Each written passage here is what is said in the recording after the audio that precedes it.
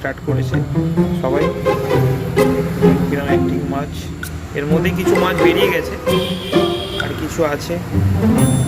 Blue Angel প্যাটার্নটা এখনও পুরোপুরি ক্লিয়ার নয়, কিন্তু বুঝতে পারছি যে প্যাটার্ন আসবে, খুব ভালো কন্ডিশনে আছে।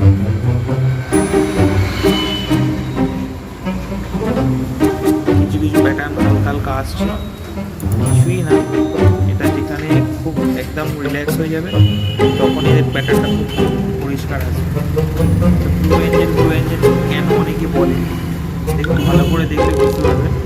টোনটা ব্লু হয়, দূরে যেটা আছে এটা ব্লু অ্যাঞ্জেল, এদের টোনটাই ব্লু হয়।